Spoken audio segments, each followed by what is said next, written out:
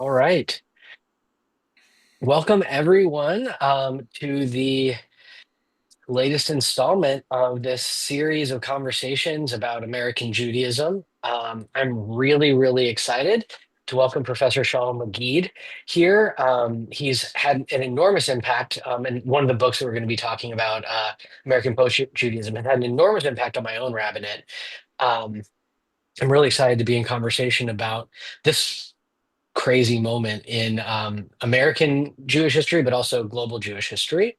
Just by way of introduction, Professor Rabbi Shaul Magid is the new professor of modern Jewish studies and residence at Harvard Divinity School.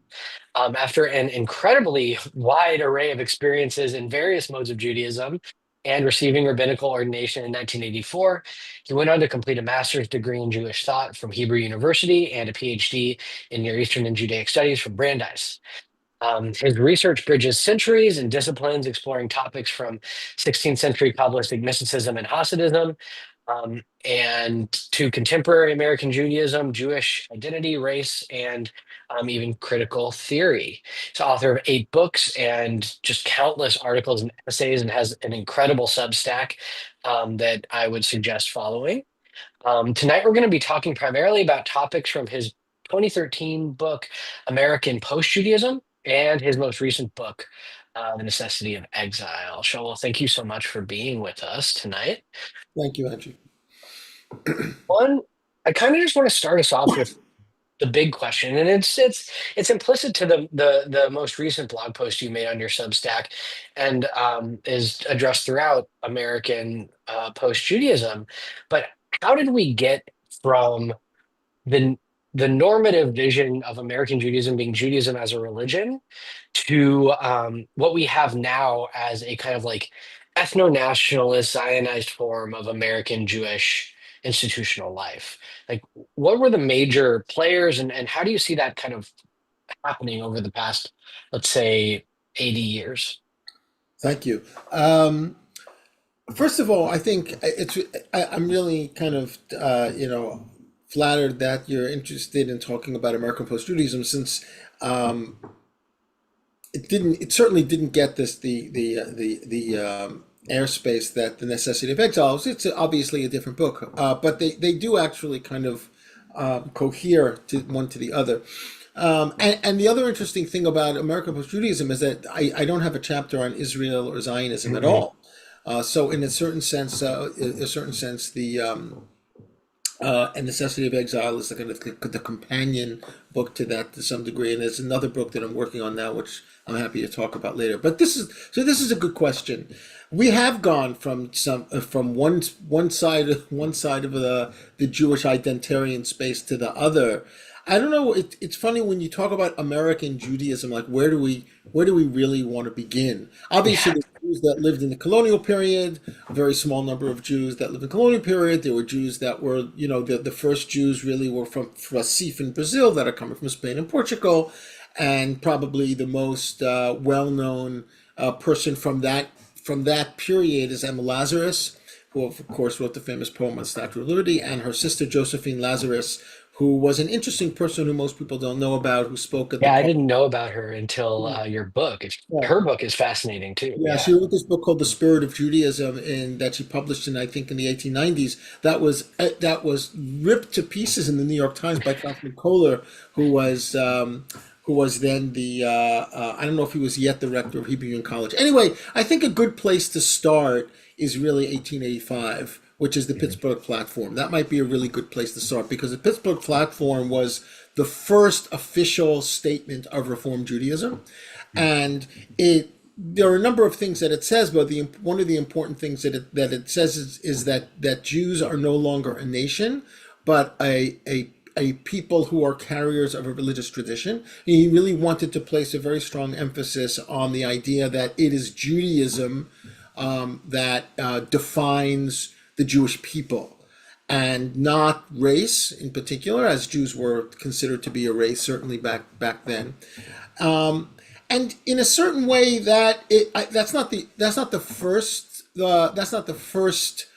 piece, but I think it's really maybe the most important, because it sets in motion a certain kind of historical trajectory, which then takes us to the present time. But I think if we want to jump, for example, from 1885, and the reform movement has a variety of other, um, synods, so to speak, where they start to really change that attitude, and the idea of Israel and the idea of Zionism starts to kind of slowly creep in.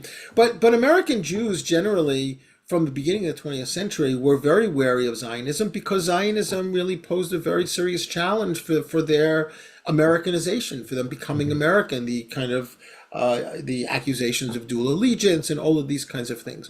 Of course, in 1915, Louis Brandeis has this famous essay called "The Jewish Problem: How to Solve It," where he talks about Zionism. So there's movement in the reform movement, but it still really sees itself as a movement that seeks to Americanize Judaism and Judaize Americanism.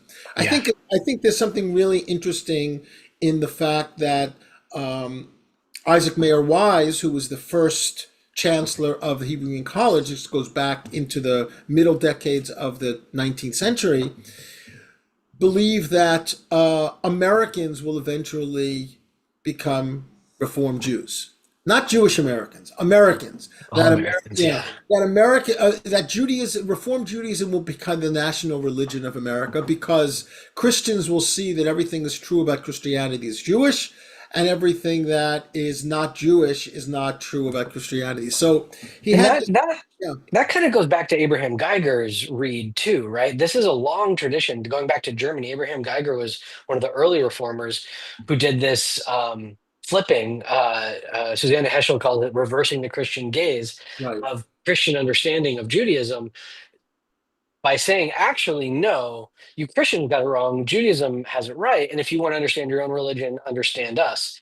But in America, that there was this the religious kind of like pluralism that existed didn't exist anywhere else. So there was this idea that we could like compete in the market. Exactly, and more than compete in the market, and be very successful Mhm. in the market. And there was a certain movement within Reform Judaism at a certain point in the 19th century to merge with Unitarianism. Mhm. Right. And there was something called the Free Religion Society, which was in Boston, which was a kind of Unitarian organization that had Jewish presidents.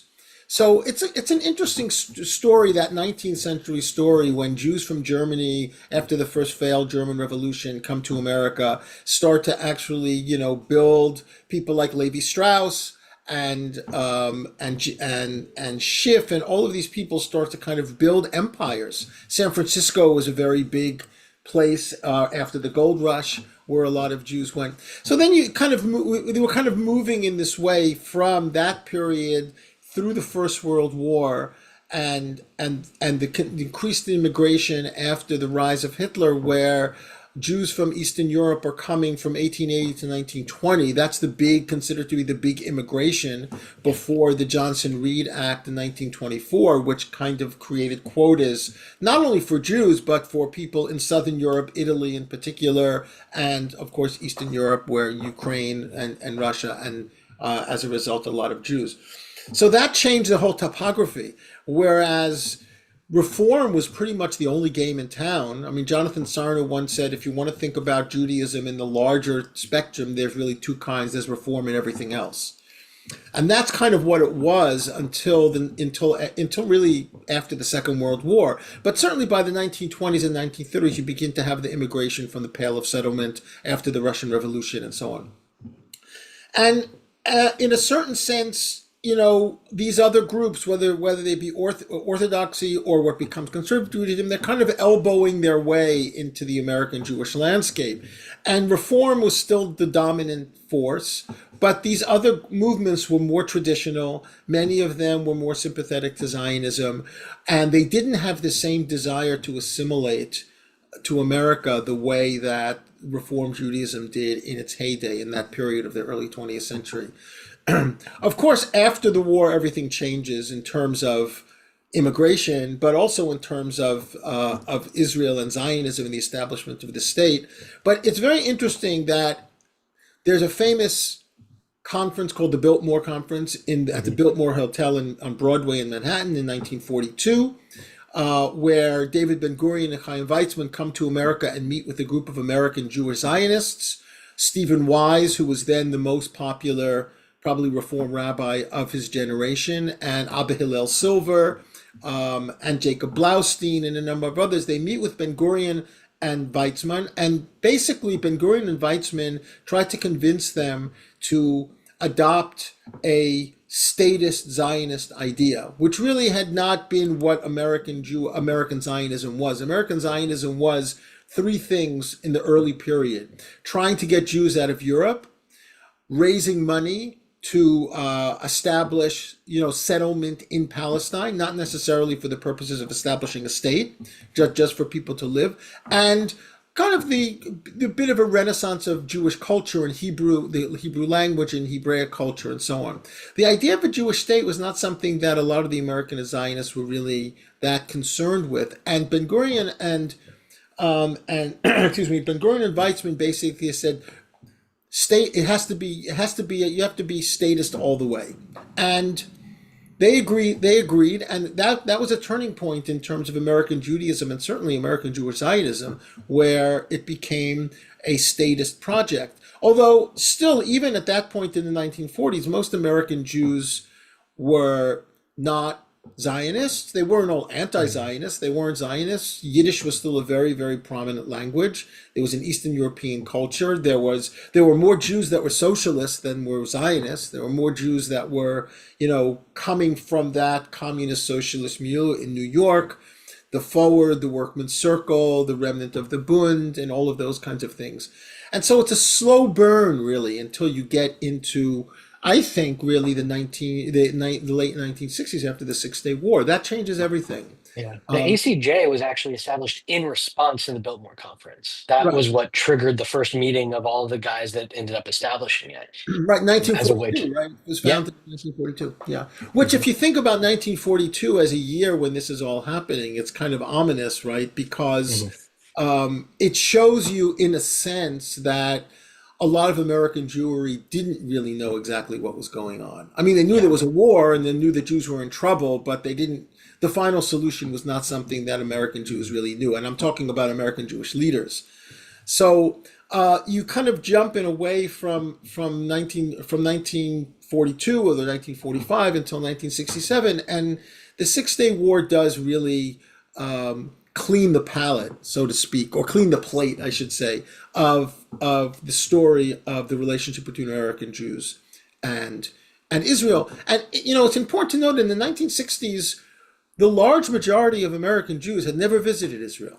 Mhm. The large majority of American Jews didn't know that much about Israel. Much of what American Jews knew about Israel was from the movie Exodus or from Leon Right. Uris's book before, and that really introduced America to Israel, not just American Jews.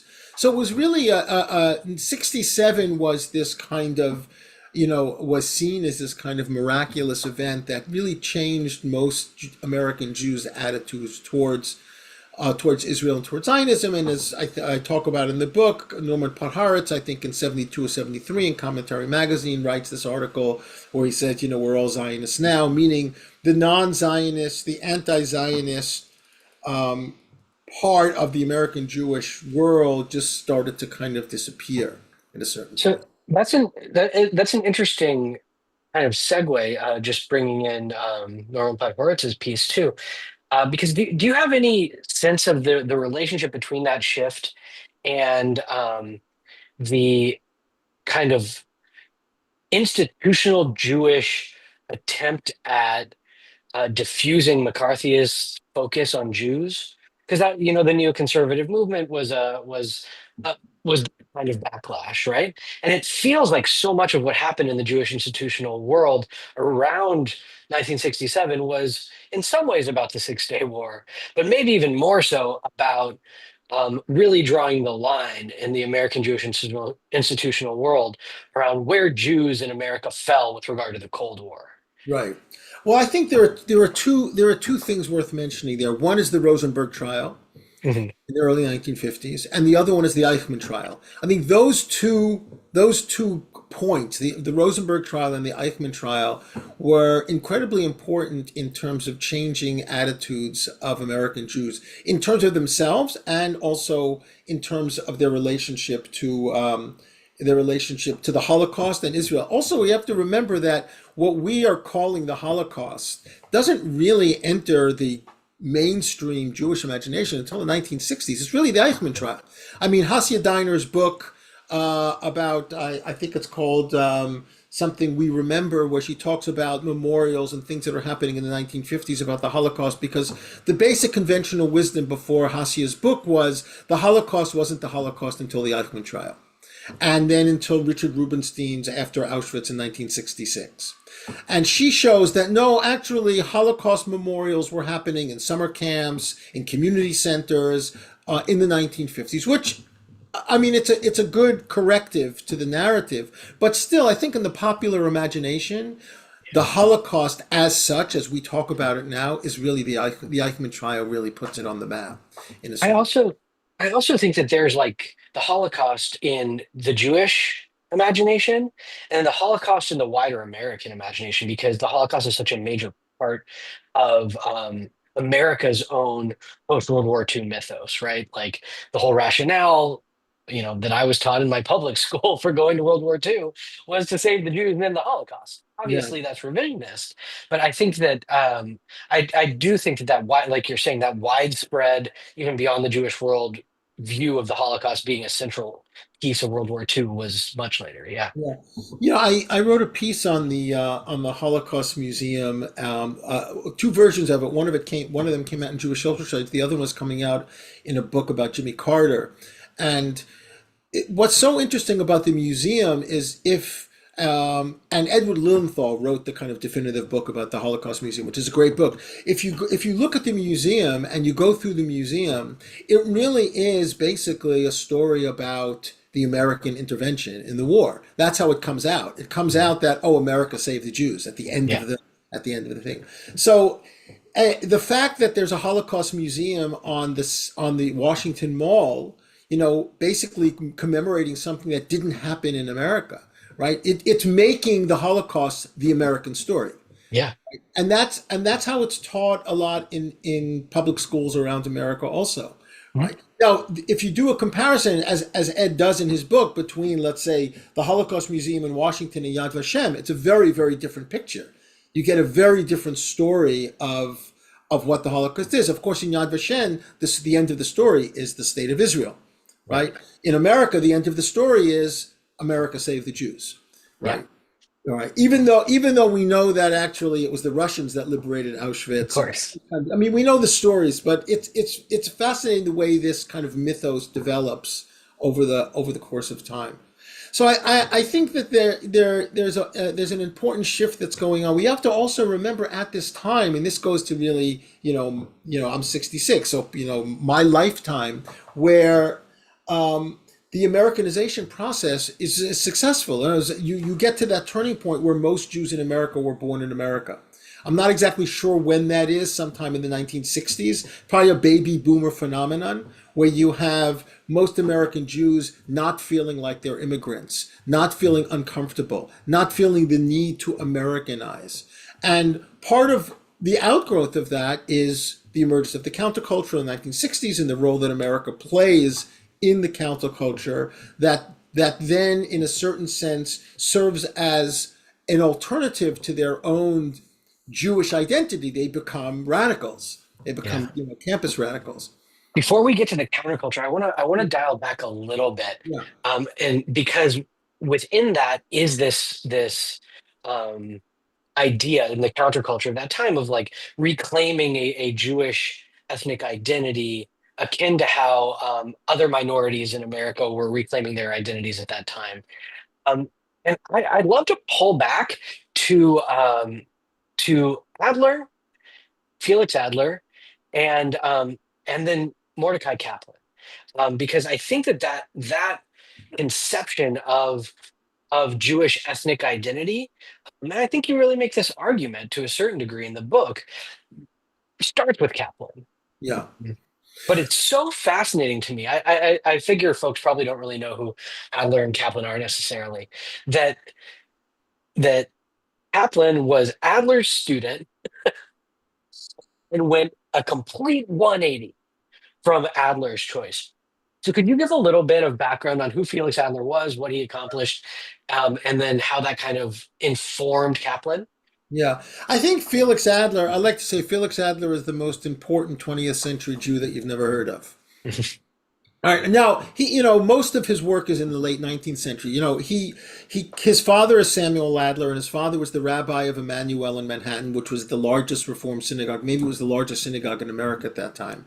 And Felix Adler was his son, who also taught at Columbia. And also, people think that Harry Wolfson was the first professor of Judaism, of Press Jewish Studies in America at Harvard. Actually, in the 1890s, Felix Adler was given a chair in Jewish Studies at Cornell University, where he was for a couple of years until he decided that Ithaca wasn't for him, and he went back to Manhattan. Anyway, his father retires, and he becomes the rabbi. He becomes the rabbi of the most important Reform synagogue in America, maybe the most important synagogue in America. And after a year, maybe 2 years, he decides to leave, and basically leave institutional Judaism and start the Society for Ethical Culture. And in this move, in a certain sense, was American Zionism taken to its radical conclusion, right? Where it really becomes the Jewish ethos remains for Adler, but Can he's you tell people what you mean by American Zionism? Because I know what you mean. I think they will. by American. Zionism in this instance? Well, I don't know if I want to talk about Zionism right yet because Adler's not a Zionist. Oh no, you And said you used the phrase American Zionism just now with regard to Adler. Did you mean American Judaism to I its meant ultimate? American Judaism. I'm Oh, sorry. I okay, meant cool. American Yeah. Judaism. So, the Society for Ethical Culture, which then becomes the Fieldston School in Manhattan, is a kind of purely secular Jewish institution that seeks to maximize the universalist message of the prophets and break down the barriers between, one religion and another, that you can create a kind of secular American religion. Yeah. And Adler felt that was really, in a certain way, the culmination of Reform Judaism. That is the aspiration, the prophetic aspiration of creating some kind of universal culture. Now, he's teaching at Columbia. Kaplan does his MA at Columbia with Adler, takes Adler's classes, and is very influenced by him. But you're right. He does go in a different direction, but not as different as one might think. I think that what Kaplan is trying to do is create a civilizational Jewish model where religion becomes social practice, which is not really that far away from Adler, except he wants to. For Kaplan, it's a much more Jewish-centered way of thinking, right? Mel Scott, who is the expert on all things Kaplan, sent me at one point some of the lecture notes of Adler in courses that Kaplan took with him. So we're getting a sense of hearing what Kaplan would have heard in the early part of the 20th Oh, century. that's fascinating. Right. Yeah. And there are other people that I think are really important to mention here too. Horace Kalin, who was a philosopher, sociologist, who was a Jew who taught at Princeton. He was actually the first Jewish faculty member at Princeton. Woodrow Wilson hired him, I think, in 1915. Then he moved to Harvard, and he published a very important book, which was a certain sense of response to Teddy Roosevelt's Melting Pot, which developed this idea of cultural pluralism, which is also you see Kaplan is absorbing all of these things happening in the early part of the 20th century, and then in the 1930s comes out with Judaism as a civilization. I mean, I think, the way I see things, I think the two most important Jewish figures in 20th century America are Mordechai Kaplan and the Lubavitcher Rebbe. Mhm. In terms Yeah. of vision, in terms of influence, Kaplan was able to see in the 1930s how America was going to unfold in ways that were uncannily right. So that's the big question I have about Kaplan of like whether I'm putting the cart before the horse here, right? Like there's one way you can read it that he and he did invent the concept of peoplehood, right? Like just the word itself, that was his idea. But was he describing something he was already seeing, or was he ideating something that he was trying to draw people towards? Right. I think that in the 1920s, with Stephen Wise, he created this concept of peoplehood, which was, we could talk a little bit more about it if you want, but just in a nutshell, it was an alternative to Jewish nationalism, right? Because he was watching Zionism begin to take root. And Kaplan considered himself a Zionist. He wrote a book called The New Zionism in the 1950s, but he also was very wary of nationalism, and he was very wary of Jewish nationalism as somehow coming into conflict with American identity, right? So you have Kaplan. Louis Brandeis is a very important piece of this puzzle too. Yeah. And Kaplan develops this idea with Wise as a kind of alternative, a Jewish identity that is based on a sense of social cohesion and practice. And there is a nationalist sense to it, but it's Yeah. not nationalism, right? And I think that you see there's a trajectory, and we'll go back in a moment. He talks about Jewish peoplehood, and then in the 1970s, one of the I think the last book that he wrote was a book that he uses the term nationhood, right? Not Mm. national, like ethical nationhood, not nationalism. It never goes into the nationalism, right? And Brandeis also doesn't use the term nationalism. He uses the term nationality. So these are interesting terms. These people are being very careful Yeah. about the terms that they're using in terms of understanding Jewish identity and the challenges that a Jewish nation or Jewish nationalism would bring. But on the other hand, as opposed to Adler, and maybe you could say that everyone, Horace Kalin, Mordechai Kaplan, all of these people are responding against Adler, but they also recognize the challenge, and they have deep respect for him. So what it feels like that they were trying to find the right words to use and use different words for it, was that they wanted to maintain an essentialism of Jewishness, right? That didn't rely on religion and was more akin in America at that time to like being an Italian American or an Irish American, and being a Jewish American is what they were trying to carve out.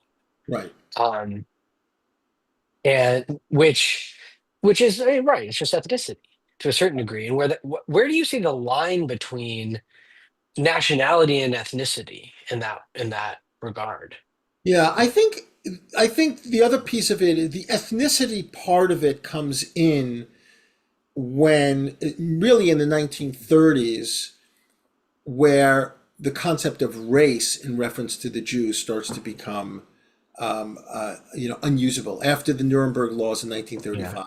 So Martin Buber refers to the Jews as a race. Louis Brandeis refers to the Jews as a race. Everyone is referring to the Jews as a race in the teens and the 20s, and certainly before. Suddenly by the 30s, you can't do that anymore. And so ethnicity starts to come in as an alternative to race, which is really about essentializing Jewish difference that's not solely about religion the way Kaufman Kohler wanted in the 1885 Pittsburgh platform, but yet was not it was not nationalistic either, right? So they're really trying to thread a very difficult needle. Now, in a way, this is all coming to begin to entertain these possibilities of pluralism, right? In a certain sense, this really is all about pluralism.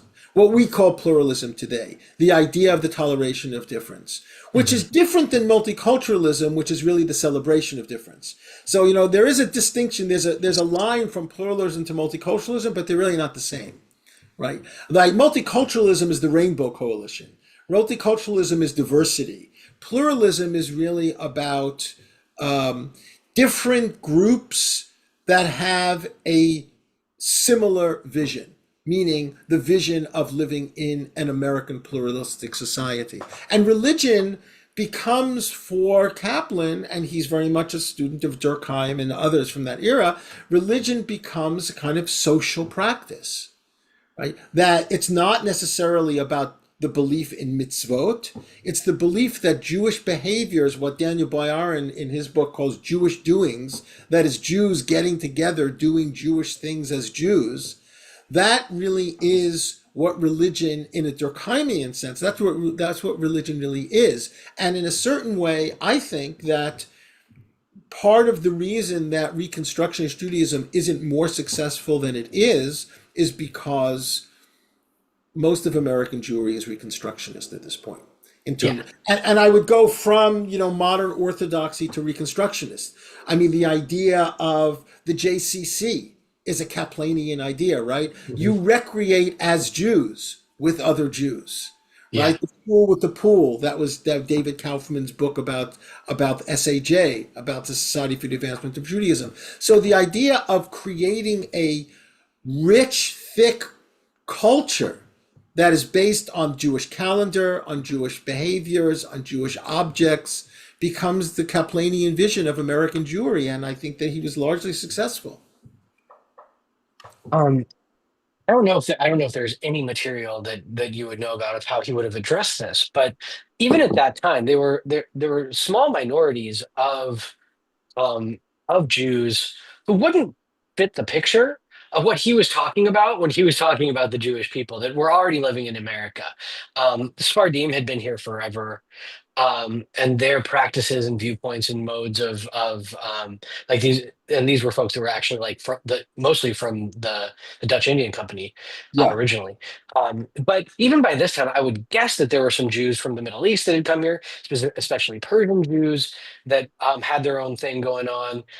How would he have dealt with that, the extreme, in fact, ethnic diversity of American Jews to be able to create that kind of monolith that he was trying to frame? yeah, that's a great question. I mean, it really is, in a certain sense, a question for Mel Scott because whether you talk about Solomon Schechter or Mordechai Kaplan or any of these other figures or Yosef Soloveitchik or any of these leaders within the American Jewish community at that time, he of course comes later. It's very, very Ashkanonormative. I mean, Yeah, they're coming from Europe. It's a European Jewish vision. There are Mizrahim that are coming from different parts of the Arab world, Syria in particular, and later Iran, more after the fall of the Ayatollah. But the it does those communities really coalesce around themselves. They establish their own synagogues. They live in particular places: New York, Los Angeles, Miami, and they don't seem to be in the sights of people like Schechter, Kaplan, certainly not Kohler. I think the other group, which are the group of Jews like Emma Lazarus, who were coming earlier, I mean, those were people that were coming in the 19th century or even earlier, some of them in the 18th century. Either they're coming from Recife in Brazil very early. Those Jews had mostly assimilated by this time, right? So if you look at the middle of the 19th century, after the German Revolution, German Jews come to America. There are already Sephardic Jews, and I say Sephardic and not Mizrahi because they really yeah, are from Spain and Portugal. And many of them are all actually quite wealthy and successful and integrated, and then ultimately assimilate and kind of disappear. And then you have these other Jews that are coming from Syria, from Iraq, from Iran, from Morocco, and other places like that, that are coming slowly. And in many ways, there were more of those communities that actually moved to Mexico. You have a much stronger, bigger Syrian community in Mexico and parts of South America than you do in America during that period. But to your question, I don't know anything. I don't know of anything where Kaplan actually addresses the issue of the Mizrahi and how yeah, that the Mizrahi would function within yeah. his worldview, within his vision. Um, yeah, so I'd love to jump us back then to the radicals Yeah, in the 60s, right? yeah, Like this is kind of, I think what we were just talking about is kind of the seed that blossomed in the 60s to a great degree. right. And right now, just to like set sights on where I think the conversation might go, is I think we're seeing the fallout of that to a great degree. Um, and I just love to hear from you, like what you think changed and really shifted in the American world, especially amongst folks who would have considered themselves radical then. And how did we get to where we are now? Um, and what have the yeah, I'll just Yeah. leave it at that. How did we Yeah, get to where look, we are I mean, now? the radicalism of the new left is really a radicalism. It's really a secular radicalism. It's very Mhm. influenced by Marx. It's very influenced by a number of people who were kind of generating a particular Marxist socialist worldview. And there's a kind of break in 67. So basically what happens is you have all these people like Mark Rudd and many people like him, these Jewish figures who were part of the SDS, who were part of the radical left, as secular Jews. They identified as Jews, but there was no religious content. And then in 1967, September of 1967, which is only a few months after after the Six-Day War, there was something called the New Politics Conference in Chicago, which was this new left conference, and all of the leftist radical factions were there, and the conference decided to adopt a position against Zionist exploitation and colonization. This was literally like 2 months after the Six-Day War, right? So there wasn't even really an even occupation yet, right? But there was obviously they had sovereignty over those lands, and this alienated a lot of the Jews on the new left because they weren't particularly Zionists. But the fact that the black nationalist faction was the one who put this on the table, came out with a very strong anti-Israel position, alienated a lot of those people. And the way I think it's captured best is in Arthur Waskow, who's a part of that. Arthur Waskow's The Bush is Burning from 1971, where he has a chapter called From Jewish Radical to Radical Jew. That was the kind of transition, right? Where these people were radicals and they were Jews, and now their radicalism is being poured into a renewal of Jewishness. So I think the example that I bring, which I think encapsulates this move, is that in the 1968 takeover of Columbia University, the protests at Columbia University against the Vietnam War, there were no Passover Seders. But in the encampments against the Gaza war, there was a Passover Seder. That's the shift, right? That Judaism starts to become part of the radicalism, as opposed to the Jewishness as being part of the radicalism. And I think that is impacted by multiculturalism and the impact of multiculturalism and the way in which the Jewish radicals, the young Jewish radicals today, who see themselves like model themselves after the radicals of the 60s in many ways, except now they actually have Judaism. But it's not an Orthodox Judaism. It's a Mhm. kind of Reconstructionist like Judaism, although they wouldn't call it that, right? It's Mhm. basically Jewish doings. Where to protest, where at an encampment, it's Shabbat. We have to have Kabbalat Shabbat. We have to have Pesach. Because that's what Jews do. But of course, it's not only for Jews. It's like, no, everybody's invited.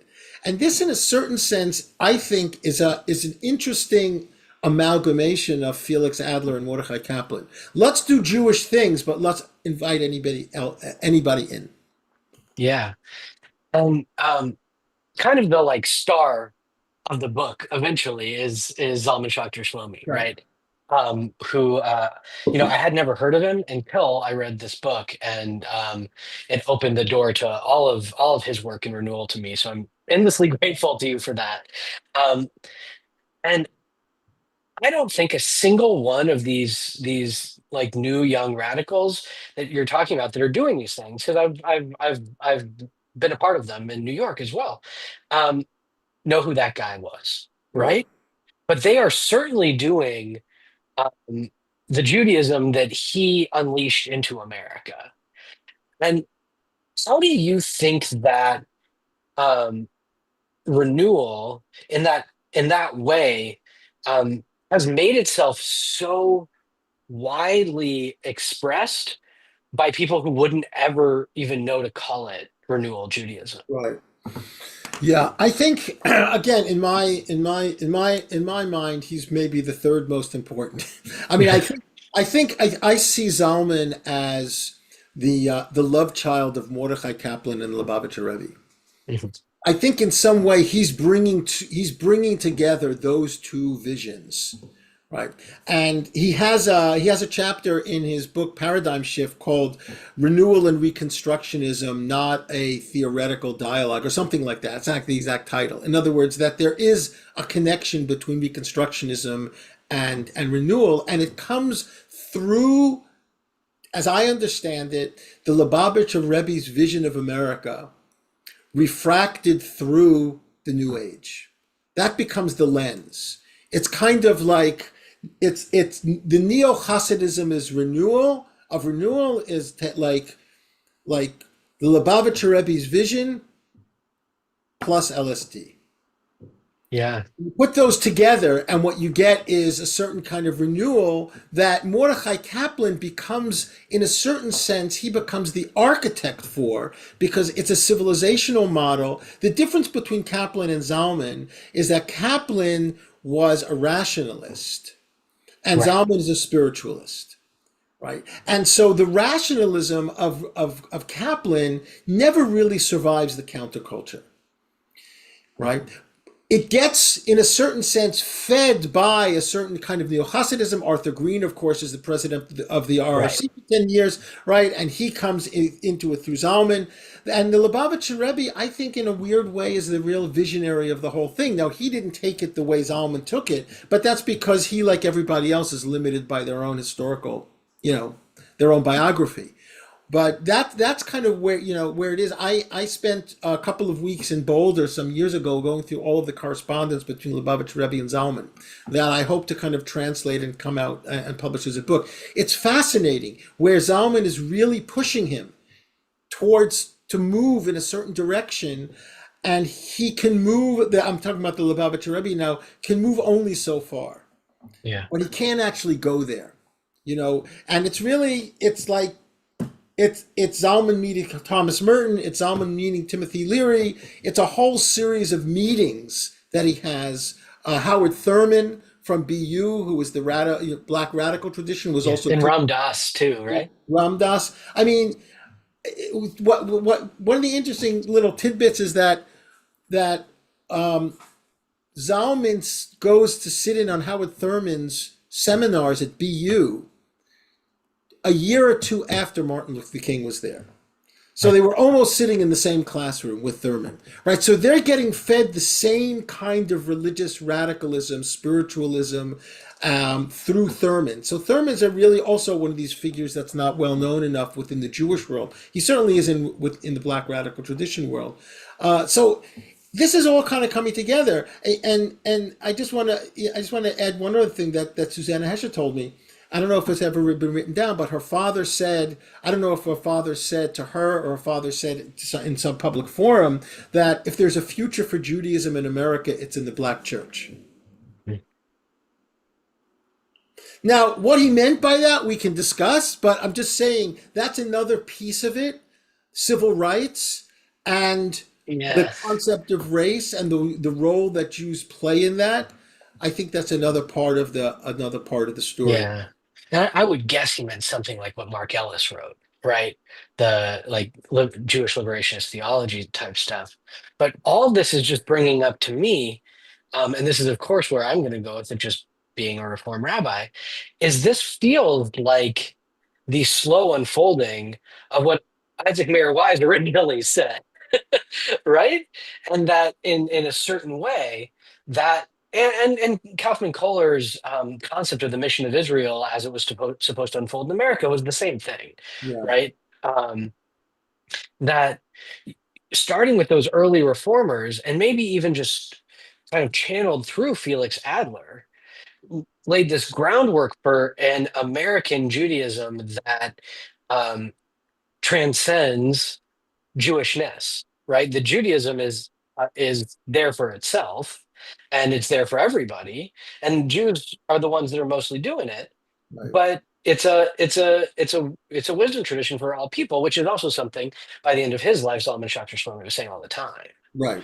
Well, he makes that move. I'll say it this way. I think what fascinates me of um, people like Adler, Kaplan, Zalman, and Schneerson is that if we can put them all together, I don't know what they would do in a room together, but if we could put them all together, I think all of them share one thing, and that is for them, Judaism has a mission to the Mhm. world.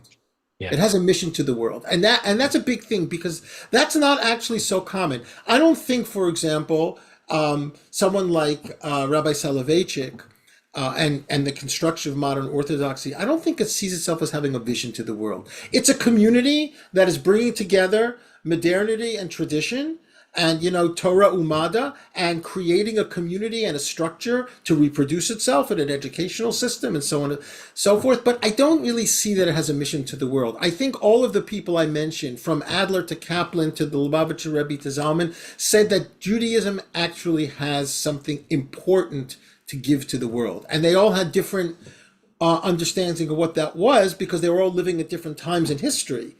But I think that is also part of Adler's Society for Ethical Culture, Yeah. right? That this is what we, as the inheritors of 3,000 years of wisdom, this is what we have to offer to the world. I mean, Zalman said specifically after the Holocaust that his vision was that Judaism shouldn't become more closed, but actually more open, Yeah. right? And Judaism should become, as he called it, a world religion. Yeah. And I think that Kaplan also had that. There was a sentiment that Kaplan had about that as well. And I think you're seeing that in the way that the Jews are being Jewish in the campus protests, right? This is about liberation. This is about Passover. This is about the Exodus story. When Michael Walzer wrote his book, Exodus and Revolution, right? That we have a story that we can give to help the world move and evolve to a better place. And most Jews didn't think that way. No, it's interesting. The way that you're putting it now is making me think of ethical culture as almost a precursor to Advaita Vedanta, right? This like, I've never thought about it that way, but it's interesting. Um, So one more question about that before I want to open up for others to Sure. ask questions is one of the ways, because I'm big on the like Jewish mission idea as needing to be renovated from how it was originally written in the Reform movement, but I think like you're saying that is the most compelling mode today. Um, but one of the critiques I hear of that, both in my own head and from other people, is that it is a Protestantization of Judaism. Um, and I'm not sure if I believe that or not, but I'd love to hear what you think about that being like part of it. Well, I mean, to some degree it is. I think to some degree, as Leora Botnitsky wrote in her book, when how Judaism became a religion, that is modern Judaism. It Mhm. is a Protestantization, and there are a lot of good things about Protestantism. I don't necessarily think it's a bad thing, right? I think there is a sense in which the idea of religion, the way most Jews understand it, and again, I would include many Orthodox Jews, not Haredim. They have a different. They're living in a different world. There is a kind of notion of a Protestantization, the idea of religion as a private matter, that religion is internal. It's an expression of some kind of internal desire. So yeah, to some degree, I think this is. But we have to remember also, modernity is a consequence of Protestantism. I mean, Kant, Hegel, they're all coming from the Protestant seminary tradition, right? In all kinds of different ways. So I don't have a problem with that per se. I think that one of the things that somebody asked in the chat that I just happened to see is on the question of Israel, Zionism, Jewish identity. I think if you understand Judaism as having a mission to the world, right? I think that Israel as a Jewish nation state has a role in that, but it's not its center, right? And I think the notion of a Jewish mission to the world is in some way, not exclusively, but but strongly a diasporic motto, right? Yeah. I mean, as a nation state, the Jews can play that role, and the whole idea of Or L'Goyim, of a light to the nations, is very interesting because a lot of Zionists were very ambivalent about this notion of a light to the nations. They wanted to be like all the other nations. They didn't want to be a light to the nations. In other words, in a certain sense, Zionism was the opposite of Yeah. that. Now, of course, Ben Gurion starts using a light to the nations in the 1950s and 1960s, and that does have a role to play. But I think the idea of being a light to the nations, without getting into a certain kind of hierarchy of like who's better and who's worse, but that we have something to give. And I think Kaplan was able to do this. He was able to kind of create a notion of Judaism that is not about chosenness. I mean, that's the other piece of it, right? When does divine election when does divine election become incongruous with the mission? And I think Kaplan, I mean, Spinoza is the first one to reject it, but Kaplan basically says, no, this idea of chosenness, it can't work. It can't work. It can't work in a democratic society. It can't work in the world that we live in. And I think that was a very powerful message. That it still today there are many Jews who have very thin attachment, interest in Judaism, but that notion of chosenness they can't give up. I think that he actually came back to it though in his later writings because he said that Jews were the only people who could have an ethical nation. He said that because of the nature of Judaism, that it gave Jews this capacity to have the only ethical nation that could then perhaps teach others, which Right. is a recapitulation of chosenness on a national level, which I think is like this very interesting kind of circular way that he came back to it. But it wasn't a religious election in that Yeah. No. In the New Zionism, he talks about that a little bit, way. Mhm. but I don't think that's the path that Israel has chosen. No, certainly not. All right, folks who are on Zoom, if you have questions and would like to uh, ask them on camera, feel free to come off or turn your camera on. And if you want to physically raise your hand, you can, and I'll get you off mute. Or if you want to electronically raise your hand by going to React and then hitting raise hand, you can do that. But I'd love to get some questions. Alan, yeah. Thank you. I'll try to make the question brief in a different direction, which is the through line of what you're talking about might be how do we live in America? And there's a trend right now to withdraw. They're out to get us, pull back. There's a whole rationale for that. And there's a history of American Jews moving into the world universally or, all these various ways and being successful at it. And I like to postulate that that's really the question, the dilemma. I know you're writing about it, that is that needs to be addressed sort of theoretically, organizationally, and in my view isn't. In Mm. other words, I'm interested in knowing what is the positive, meaningful 21st century American Judaism that that we can look at going forward. And maybe we had it in the 20th century, maybe we didn't. I think we did. But what is that? So I don't expect you to answer that, but I think to me, that's the challenge that um, you're talking about how historically that was done in many ways. And my question is, who's doing it now and what's it going to be? Yeah. Yeah, it's a very Thanks, good Alan. question. It's a very good question, Alan. I think that I can briefly address it. I think that in some way that's the question that Kaplan was asking in the 30s. That was the question that really generated Judaism as a civilization. Now Judaism as a civilization is a dated book because it's almost 100 years old, right? So a lot of things have happened. America isn't the same America as it was then.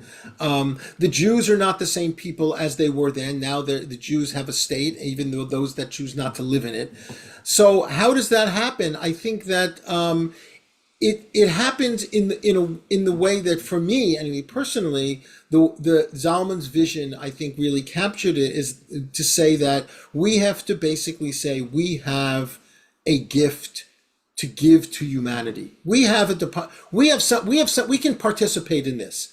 And you guys have all these gifts, and I want to participate in some of those gifts too. I want to go to a sweat lodge for 40 days, or I want to say zikr in a Sufi mosque. Like, I want to be able to experience what you have.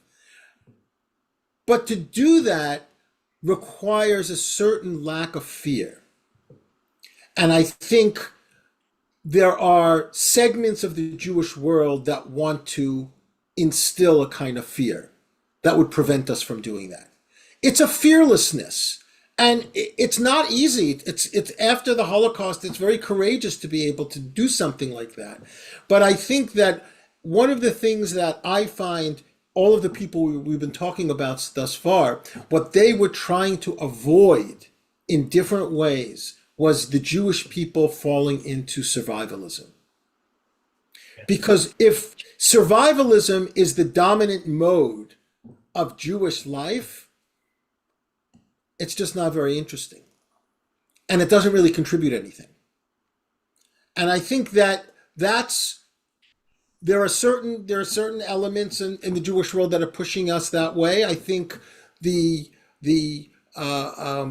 not to deny the rise of anti-Semitism, but the volume of that. Mm-hmm. I think October 7th, we're only living in the early aftermath of that. We're being pushed into a survivalist corner, and I think that it may work in terms of us surviving, but I don't think we're going to be a very interesting people. Great. Thank you. Moti, please. Hi there. Hi, Moti. Hi, Shaul. So I find myself, the ethical crisis or the religious crisis of Zionism essentially having destroyed the Jewish ethical tradition. I kind of resonate with Mark Ellis saying the end of Jewish ethical history. And it's hard to kind of think about where we're going, because not only are we not Or Lagoyim, but we're actually the worst example of nationhood in the world at this stage. And with the Jewish infrastructure, the Jewish organizational world, most rabbis really cheering or at least supporting this kind of collapse of morality. It's hard to see.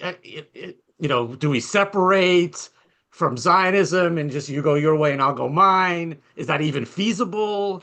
Do we split again? I mean, I think we've been discussing this for the last year and a half, yeah. But I'm interested in your thought on that, and also, is it as bad as Mark Ellis made it out to be? I tend to think that it is. I'm interested in your thoughts on that. I would, in terms of Mark Ellis, who I also really read very carefully. Another book that I would suggest reading is a new book by Yaakov Yadgar called "To Be a Jewish State." Zionism is the New Judaism. It's really a fascinating book. Yadgar is an Israeli who teaches Israel studies at Oxford, and it's really a fascinating book. He's not a liberation theologian the way Mark Ellis was, so he doesn't work in that way. I think, to your point, Mati, I think that one can totally understand. I totally understand how, because of what happened in Europe from the 1930s and 1920s onward, Zionism became, in a certain sense, as Jewish nationalism became almost a necessity, right? To the point where it was really about saving lives, right? Now, I get that, but I think because it became such an emergency situation and moved so quickly in such a tragic scenario, that it didn't give us as Jews time to really think of the true and deep occupational hazards, not of Zionism, of nationalism, right. Of nationalism writ large. And here I would point to Aaron Shmuel Tamaris and Herman Cohn and others who were just saying, and a lot of the Jews, even Martin Buber, who was responding to World War I, who was just basically saying nationalism is not going to produce an ethical culture. So to say that, in a certain sense, as you said, the idea of Mark Ellis saying that Zionism, destroyed Jewish ethical culture, I think it's not the fault of Zionism. I think that's what nationalism does. And it may have been necessary at a certain point to save Jews. And now that the place exists, I'm not suggesting that it shouldn't exist, but it shouldn't necessarily determine how we who choose not to live there live our Judaism. Because I think that we have the opportunity, in America in particular, but not only in America, to be able to reconstruct and revive Jewish ethical culture. In not in a classical reform, let's not do the commandments and rituals, but actually doing the commandments and rituals as an articulation of the reconstruction of an ethical culture. That's what I think Kaplan's vision was. That's what I think Zalman's vision was. That's what I think, in some sense, the Lubavitcher Rebbe's vision was, although it's a little bit more complicated there. Yeah. I think that's a great note to end on. I agree. It's what you just articulated is what our mission is at the ACJ right now, is trying to make that sort of practice of an ethical Judaism accessible to a really wide breadth of people at a time when most of our institutions are trying to denounce that sort of practice. Right. Yeah, Um, I think if I can just give a plug for the ACJ, I think that it's really fascinating. This, Elmer Berger founds this thing in 1942, as you said, we were talking earlier, as an opposition to the Biltmore platform on the same day, same year, and then it kind of, once the state is established, it kind of gets swept away. Like, Norman Paharitz, we're all Zionists now, but I think this is a time to revive the dead. mhm. This is a Techiyat HaMetim, right? And of course, it's not going to look the same as it looked in 1942, because the world doesn't look the same as it is in 1942. It's already on the other side of the New Age, on the other side of multiculturalism. In the world of post-ethnicity, as I articulated. But you can revive these visions the way that Neo-Hasidism revived Hasidism, in a way that can answer the needs of the time. And I think that, look, almost half the Jews in the world live in the United States. I don't know what the percentage is, 40-something% of the Jews in the world live in the United States. And we have an incredible opportunity to create something new, and to create something in conjunction with and in partnership with the other religious traditions and Americanism more generally. So, I applaud what you're doing, Andy. It's really Thank you. important. No, it's really important. And I think that the future's on your side. Great. Thank you so much. And I want to piggyback on that and say to anyone watching, one way to make sure that we keep being able to do this is being generous and donating what you can to this cause. So feel free to go to our website, acjna.org. There's a donate here button. If you can spare a few bucks, whatever you can spare is very helpful to us. Thank you all for being here. Thank you so much, Shaul, for your time and your generosity with it, and with your wisdom and all the work you've been doing for so long to try to bring about this new stage of Judaism. I can't wait to see what you have coming out next. Yeah, I mean, the thing I'm working on now is a book called From Freedom to Liberation: Judaism Beyond Nationalism, which is working off the Exodus story, a series of essays working off the Exodus story, and making Amazing. a distinction between freedom and liberation. Anyway, I'm I glad, can't as wait a to read it. boomer, and I see some other boomers online, that this is what we have left. We have some gas left in the tank, and this is what we're going to use it for. Great. Thank you so much. Have a Okay. great night.